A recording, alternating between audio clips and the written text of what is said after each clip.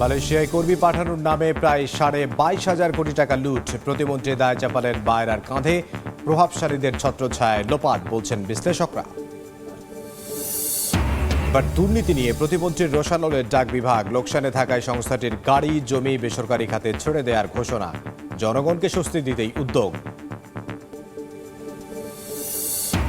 ঈদের টানা ছুটি পোশাক খাতে $50 বিলিয়ন লক্ষ্যমাত্রা অর্জনে বড় বাধা। পণ্য পৌঁছাতে তোড় জোড়। বাংলাদেশ ব্যাংক সহ 7 সংস্থার কাছে বিজিএমইএ এর চিঠি। বাজেট ঘোষণার আগেই লাগামহীন মূল্যস্ফীতি। 5 মাস পর খাদ্যপণ্যে ব্যয় বেড়েছে প্রায় 11%। উচ্চ প্রবৃদ্ধির পেছনে ছুটতে গিয়েই ঊর্ধ্বমুখী মূল্যস্ফীতি, মত অর্থনীতিবিদদের। এবং রাজস্ব আদায়ে বিশাল ঘাটতি এনবিআর এর। আসছে বাজেটে ফের বাড়ছে লক্ষ্যমাত্রা। ব্যর্থতার জন্য জবাবদিহিতা না থাকায় কারণ।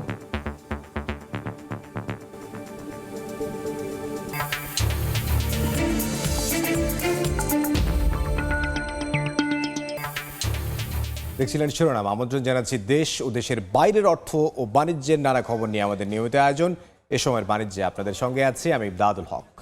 দেশের ইতিহাসে বিদেশে কর্মী পাঠানোর সবচেয়ে বড় আর্থিক কেলেঙ্কারির ঘটনা ঘটিয়েছে রিক্রুটিং এজেন্সিগুলো।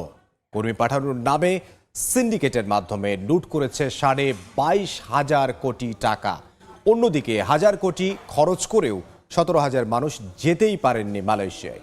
অভিবাসন বিশ্লেষকরা বলছেন প্রভাবশালী মহলের ছত্রছায়ায় 3 দশক ধরে চলছে লোক পাঠানোর নামে লোপাট। Marjia report.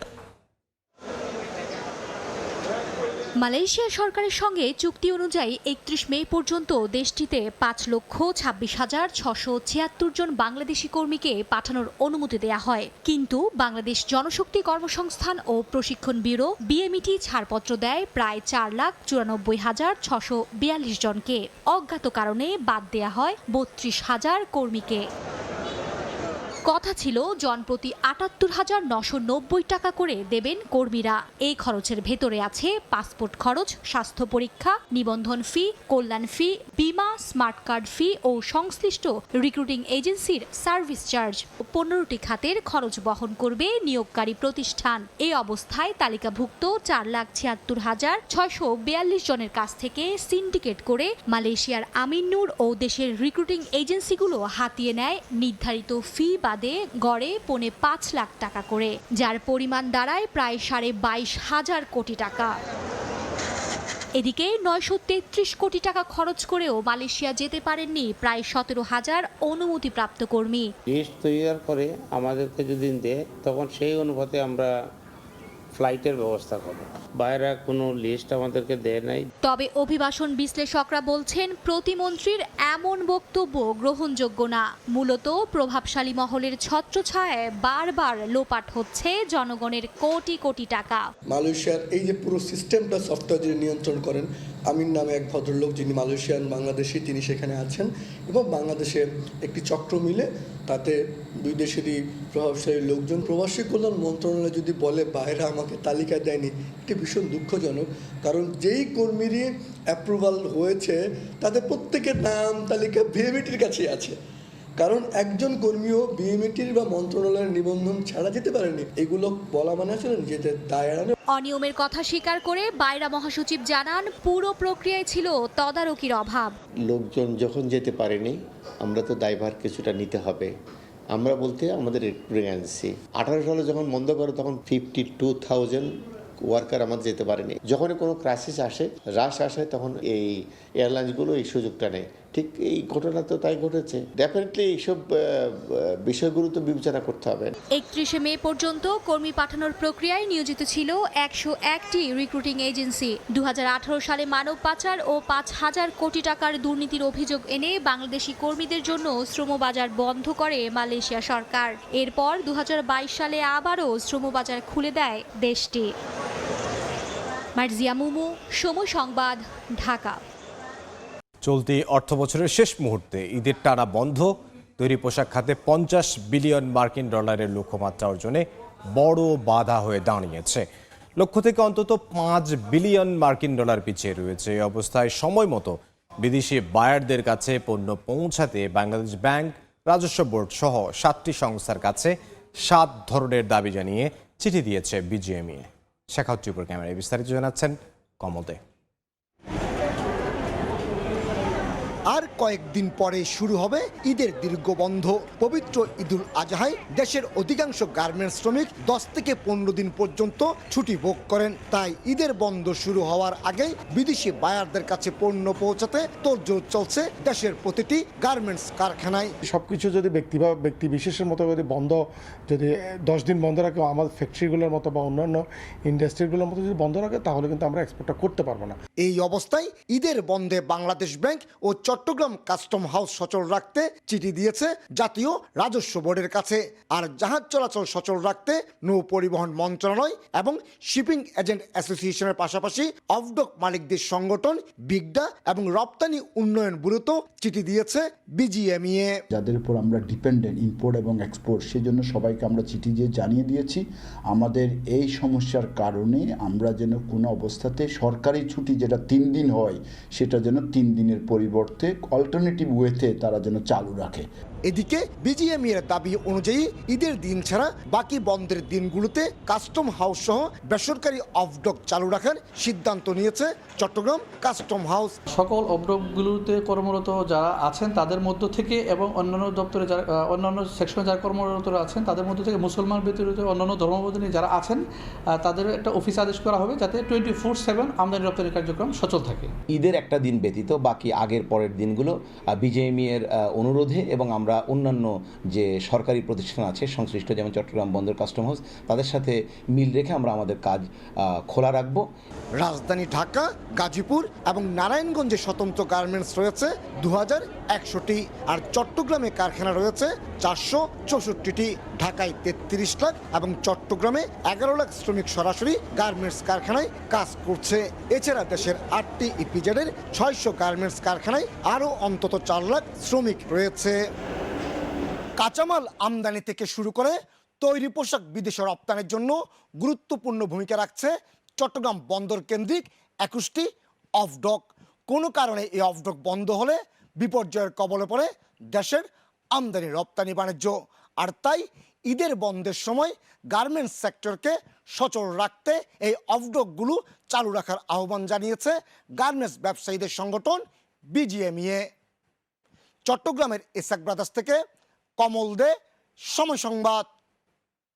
Premier gents collection নিয়ে নতুন যাত্রা শুরু করেছে সেলিব্রেশনস। রাজধানীর গুলশানের রূপায়ণ গোল্ডেন এজ মার্কেটে ব্র্যান্ডের প্রিমিয়াম আউটলেট উদ্বোধন করা হয়। এই আউটলেটটির মাধ্যমে প্রথমবারের মতো ছেলেদের লেটেস্ট ফ্যাশন পণ্য নিয়ে যাত্রা শুরু করলো সেলিব্রেশনস। পণ্যের মধ্যে রয়েছে exclusive shirt, T shirt, polo shirt, panjabi, পায়জামা, জিন্স, ফর্মাল প্যান্ট, ব্যাগ, জুতা ইত্যাদি। একই সঙ্গে মেয়েদের জন্য রয়েছে টপস, ড্রেস, কুর্তি, কট সেট, ব্যাগ, জুতা ইত্যাদি।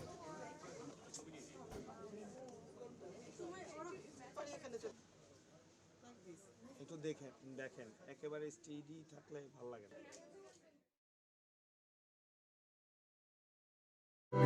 এবার ঈদ কেনাকাটার খবর।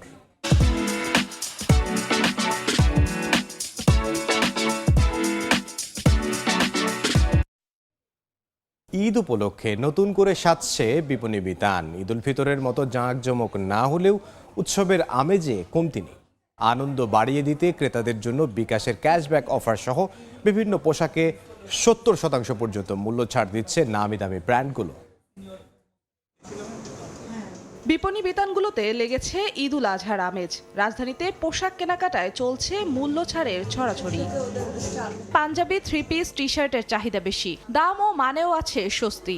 এক্সক্লুসিভলি যে প্রোডাক্টগুলো থাকে একটু আগে কিনতে পারলে ভালো। ডিসকাউন্ট চলছে তো, বেশ ভালো অফার চলছে। নামি দামি ব্র্যান্ডগুলো 20 থেকে 70% পর্যন্ত মূল্য ছাড় দিচ্ছে।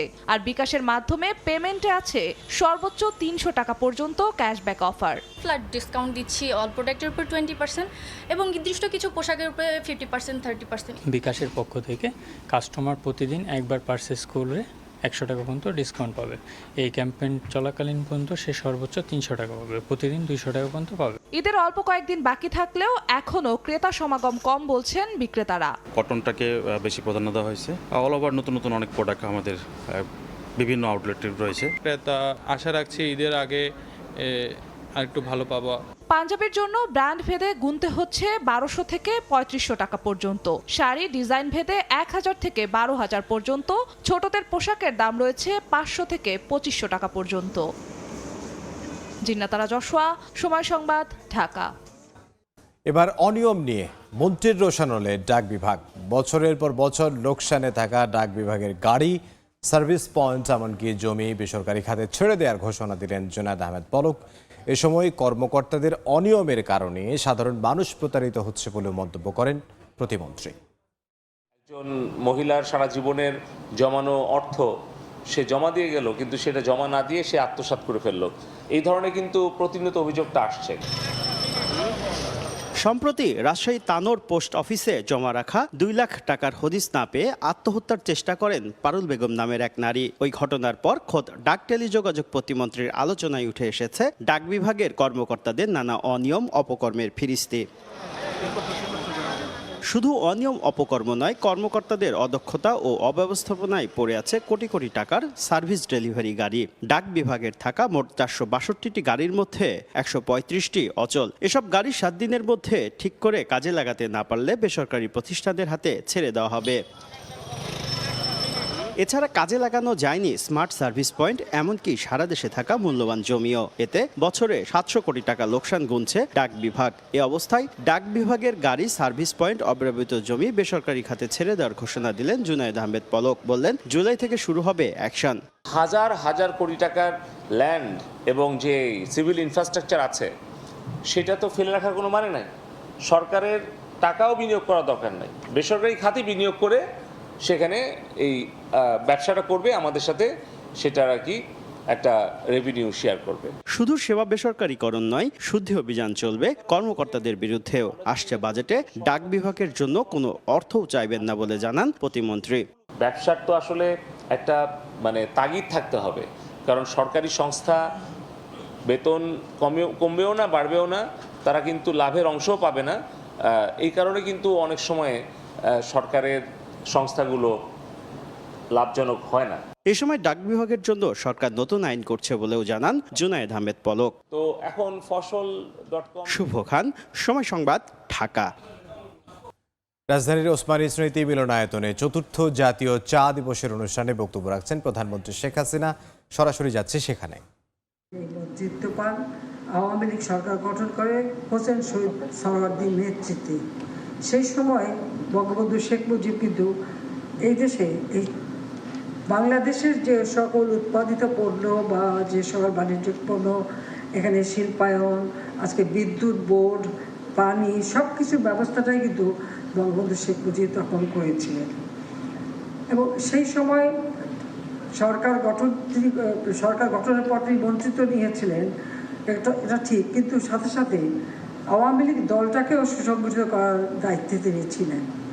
আওয়ামী লীগের যে প্রতিষ্ঠাতা সভাপতি মৌলানা ভাসানী, তিনি এবং প্রতিষ্ঠাতা সেক্রেটারি ছিলেন শামসুল হক। 23শে জুন 1949 সালে বাংলাদেশ আওয়ামী লীগ, তখন পূর্ব পাকিস্তান, তখন আওয়ামী লীগ প্রতিষ্ঠিত হয়। 57 সালে প্রতিষ্ঠিত সভাপতি যিনি ছিলেন, প্রতিষ্ঠাতা সভাপতি মৌলানা ভাসানী, তিনি আওয়ামী লীগ ছেড়ে চলে যান। আর শামসুল হক সাহেব অসুস্থ হয়ে যান। তখন জাতির পিতা বঙ্গবন্ধু শেখ মুজিব মন্ত্রিত্ব ছেড়ে দিয়ে আওয়ামী লীগের দায়িত্ব নেন। সাধারণ সম্পাদকের পদে তাকে নির্বাচিত করা হয়। তিনি মন্ত্রিত্ব ছেড়ে দেওয়ার পর হোসেন শহীদ সোহরাওয়ার্দী সাহেবই বঙ্গবন্ধু শেখ মুজিবকে এই টি বোর্ডের চেয়ারম্যান নির্বাচিত করেন। তাই তিনি একমাত্র প্রথম বাঙালি টি বোর্ডের চেয়ারম্যান হন। আমাদের দেশে চায়ের যে যাত্রা শুরু, এটা ব্রিটিশ আমলে। চট্টগ্রাম এবং সিলেটে প্রথম চা উৎপাদন শুরু হয় এবং সিলেটের মালনী ছড়ায় এই চা বাগান থেকে উৎপাদন হয়। এটা কিন্তু 1954 সালে, এবং 54 সালে কিন্তু তখন আওয়ামী লীগ সরকার, প্রাদেশিক সরকার ছিল, কিন্তু সেই সরকার ইমার্জেন্সি ঘোষণা দিয়ে কেন্দ্রীয় শাসন চালু করা হয়, প্রাদেশিক সরকার ভেঙে দেওয়া হয়। যাই হোক, এই অঞ্চলটায় যাতে শিল্প গড়ে ওঠে সেই ব্যবস্থাটা বঙ্গবন্ধু শেখ মুজিবের সবসময় ছিল। আর চা আমাদের একটি সম্পদ, যেটা অর্থকরী ফসলের মধ্যে পাট, চা এগুলি বিদেশে রপ্তানি হতো এবং গোটা পাকিস্তানের বৈদেশিক মুদ্রা অর্জনের এই চা এক অন্যতম একটা উপাদান ছিল। এটা হলো বাস্তবতা। যা তিনি চা বোর্ডের চেয়ারম্যান হওয়ার পর এই চা শিল্পটাকে এটাকে আরও উন্নত করা এবং উৎপাদন বাড়ানো, বাজারজাত করা এবং চা শ্রমিক যারা তাদের উন্নয়নের দিকে বিশেষ খেয়াল দেন এবং তাদের নাগরিকত্ব প্রদান করা এবং তাদের কল্যাণে বহুমুখী কাজ তিনি করে যান। কারণ আপনারা জানেন আমাদের যারা চা তুলে চা শ্রমিক তাদেরকে কিন্তু ওই ভারতের বিভিন্ন জায়গা থেকে নিয়ে সেখানে বাগানে কাজ করানো হতো। কোনো কর্মঘণ্টা ছিল না, তাদের কোনো ভালো মন্দ দেখতো না, কোনো কিছু করতো না, সব থেকে অবহেলিত ছিল। বঙ্গবন্ধু শেখ মুজিব টি বোর্ডের চেয়ারম্যান হওয়ার পর থেকেই তাদের ভাগ্য পরিবর্তন হতে শুরু করে। তাদের ভালো মন্দ সব কিছু তিনি দেখতেন এবং তাদেরকে নজর দেন এবং চার উৎপাদন বাড়ানোর জন্য তিনি টি রিসার্চ স্টেশন নামে একটা ল্যাবরেটরি স্থাপন করেন, লাইব্রেরি স্থাপন করেন শ্রীমঙ্গলে এবং সেই সাথে সাথে চা বোর্ডের কর্মচারীদের জন্য কন্ট্রিবিউটরি প্রভিডেন্ট ফান্ড সেই সুবিধাও চালু করেন।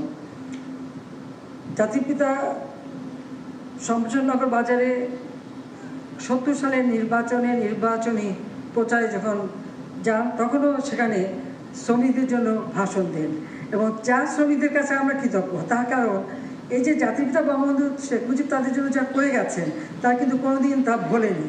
সবসময় সেই কথাটা তারা বংশ পরম্পরায় সংরক্ষিত, এটাই হচ্ছে সব থেকে বড় কথা। কারণ আমি এই শ্রীমঙ্গলে গিয়েছি, সেখানে আমি কয়েকদিন থেকেছিও, তাদের সঙ্গে মিশেছি, কাজেই সবসময় আমাদের সাথে মনে হয় যেন একটা আত্মার সম্পর্ক আমাদের শ্রমিকদের সাথে আছে। এই যে আমার হাতের মালাটা দেখেন, এটা কিন্তু চা শ্রমিকরা আমাকে উপহার দিয়েছে। আমি এটা মাঝে মাঝে পড়ি, আবার খুব সযত্নে রেখে দিই, কারণ এটা আমার কাছে মহামূল্যবান একটা উপহার। কাজেই আমি এটুকু বলবো যে চা আমাদের একটা পানীয় বাংলাদেশে যেটা অত্যন্ত জনপ্রিয়, কিন্তু সেটাকে আরও বিশেষ করে সাধারণ মানুষ কিন্তু এখন চা অনেক প্রিয়। আর এটা ঠিক যে মানুষের তো ক্রয় ক্ষমতা বৃদ্ধি পেয়েছে, গ্রামে গ্রামে বিদ্যুৎ চলে গেছে, সন্ধ্যার পরেই আড্ডা বসে, সব চার দোকানে ঘিরে বসে থাকে। আমরা নিজেরাই নিজেদের চাহিদা পূরণ করবার মতো কিন্তু উৎপাদন এখন আমাদের মানে চাহিদা বেড়ে গেছে। উৎপাদন আমরা যা করি তা রপ্তানির জন্য খুব বেশি একটা থাকে না, বেশিরভাগই আমরাই নিয়ে নিই। মানে বাংলাদেশের মানুষই এখন খুব বেশি চা খেতে পছন্দ করে। তা আমি চাই যে আমাদের দেশের মানুষ যেন আরও সুন্দরভাবে বাঁচতে পারে, আর এই চাটাকে আমাদের আরও গুরুত্ব দেওয়া। আমরা সরকারি আসার পর থেকে সেটা করে যাচ্ছি। 96 সালে যখন আমি প্রথম সরকার গঠন করি তখন তো দেশে বিদ্যুৎ ছিলই না, 3-4 ভাগ মানুষ শুধু বিদ্যুৎ পেত। তো সেই সময় চা বাগানে যাতে উৎপাদন কোনো মতে ব্যাহত না হয়, শুধু চা বাগানে আমাদের শিল্প কলকারখানা যাতে ভালোভাবে চলে, তখন জেনারেটরের উপর থেকে জেনারেটরই ব্যবহার করতে হতো। তখন তো বিদ্যুৎ উৎপাদন কিন্তু সেভাবে গড়ে ওঠে নাই, আমরা কেবল উদ্যোগ নিয়েছি।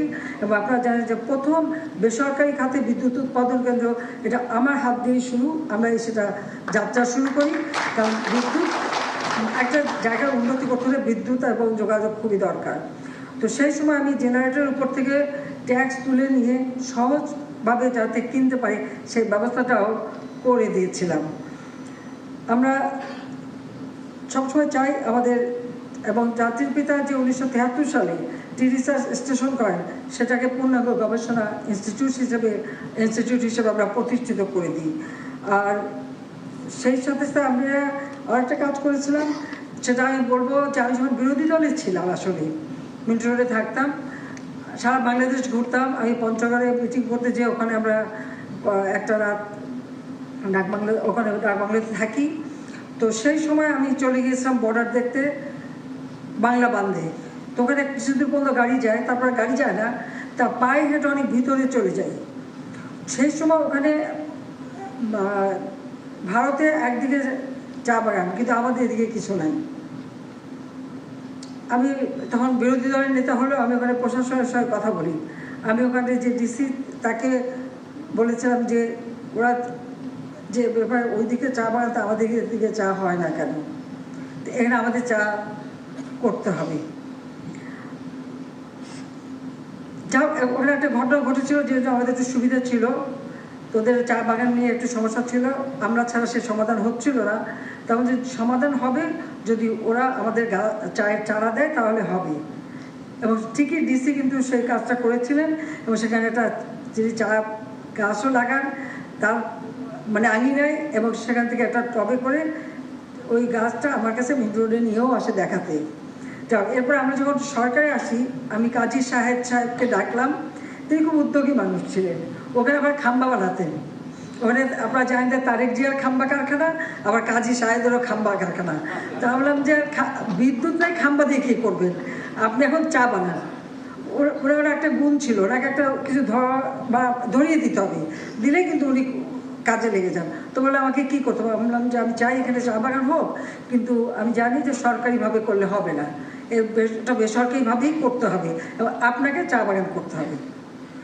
উনি খুব রাজি হয়ে গেলেন এবং এটা কিন্তু আমি বিরোধী দলে থাকতে ওনাকে অনুরোধ করেছিলাম, মিন্টু আমার 5 নম্বর রোডে বাসায় থাকতে। তখনই বলা ছিল, তারপরে তো সরকার আসার পরে যা যা সুবিধা দেওয়ার দিয়েছি এবং সত্যি সেই চা বাগান হলো। এখন আপনারা জানেন যে পুরো উত্তরবঙ্গের সব জায়গায় কিন্তু চা বাগান হচ্ছে। পঞ্চগড়টা খুব সফল হওয়ার পর থেকে ঠাকুরগাঁয়ে চা বাগান, দিনাজপুরে চা বাগান, নীলফামারী, একেবারে রংপুরের কিছু অংশ এবং লালমনিরহাট পর্যন্ত চলে গেছে এবং কুড়িগ্রামেও কিছু জায়গা একটু, ওখানে যদিও অনেক নদী, মানে সেরকম উঁচু জায়গা খুবই কম, তারপরেও সেখানেও চেষ্টা করা হচ্ছে। এইভাবে কিন্তু একটা বিস্তার লাভ করেছে। আর আমি ধন্যবাদ জানাই যে এখন তো আমাদের চা বিভিন্ন এলাকায় চলে গেছে।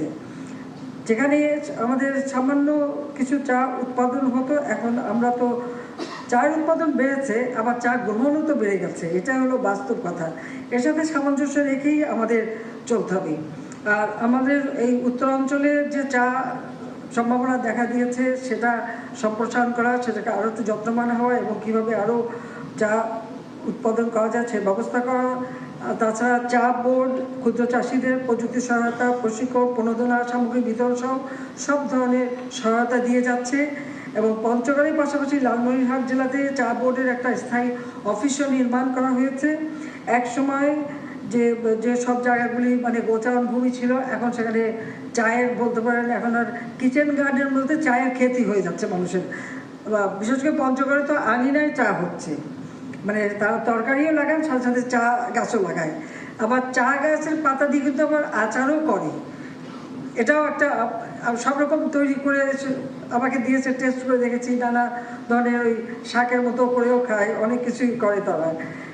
আমি মনে করি যে এটা করার ফলে যে আমাদের একটা অর্থকরী ফসল হচ্ছে, যেটা দেশের মানুষের আর্থিক সচ্ছলতা এনে দিতে সহায়তা করছে। আর চায়ের চাহিদা তো বেড়ে যাচ্ছে। কাজে আমি জাতির পিতা বঙ্গবন্ধু শেখ মুজিব যেহেতু তিনি উদ্যোগ নিয়ে এই চা শিল্পকে আরও উন্নত করার পদক্ষেপ নিয়েছিলেন, তো আমার কাছে ওই চা বোর্ডের থেকেই একটা দাবি এসেছিল যে 4 জুন যেদিন তিনি চা বোর্ডের চেয়ারম্যান হিসেবে দায়িত্ব নেন, সেই দিনটাকে চা দিবস হিসেবে ঘোষণা দেওয়া এবং চায়ের উপর একটা অনুষ্ঠান। এই অনুষ্ঠানটাও কিন্তু আগে এত সুন্দর করে হতো না। সেই অনুষ্ঠানটা আমরা করছি বলেই এখন এই শিল্পের দিকে মানুষের নজরও পড়ছে এবং এর উৎপাদন এবং চায়ের গুণগত মান বৃদ্ধি এবং বিভিন্নভাবে এর উৎকর্ষতা সাধনের বিভিন্ন পদক্ষেপ নেওয়া হচ্ছে। এবারে আমাদের চা উৎপাদন প্রায় 102.92 মিলিয়ন কেজিতে উন্নীত হয়েছে এবং নিলামে যে চা শুধু চট্টগ্রামে বিক্রি হতো, আমরা সেটা এখন মানে সিলেটেও যাতে নিলাম হয় তার ব্যবস্থাটা আমরা করে দিয়েছি। রাজধানীর ওসমানী স্মৃতি মিলনায়তনে চা দিবস উপলক্ষে প্রধানমন্ত্রী শেখ হাসিনা বক্তব্য রাখছিলেন। আমরা সরাসরি ছিলাম সেখানে। তৃতীয় দিনে বিক্রি হচ্ছে রেলের ঈদ যাত্রার 14 জুনের টিকিট। একটি টিকিট স্পেশাল সহ পশ্চিমাঞ্চলের 20টি ট্রেনের 16,500 টিকিটের বিপরীতে সকাল 8টা থেকে প্রথম আধ ঘন্টায় সার্ভারে হিট হয়েছে 1,80,00,000 বার। সকালের শিফটে উন্মুক্ত হয় পশ্চিমাঞ্চলের টিকিট, দুপুর থেকে বিক্রি হবে পূর্বাঞ্চলের টিকিট। 2 শিফটে আজ 2টি ঈদ স্পেশাল সহ 43টি ট্রেনের মোট 32,500 টিকিট বিক্রি হচ্ছে।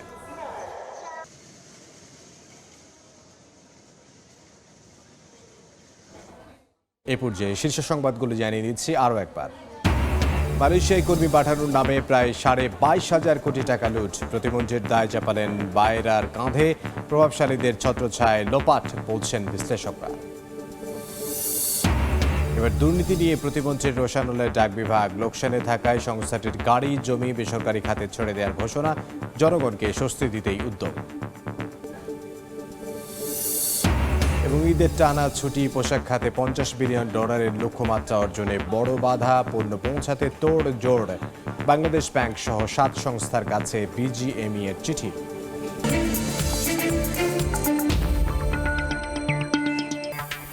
এই ছিল সময়ের বাণিজ্যে। সময় সংবাদ নিয়ে ফিরছি কিছুক্ষণ পর, সঙ্গে থাকুন সময়।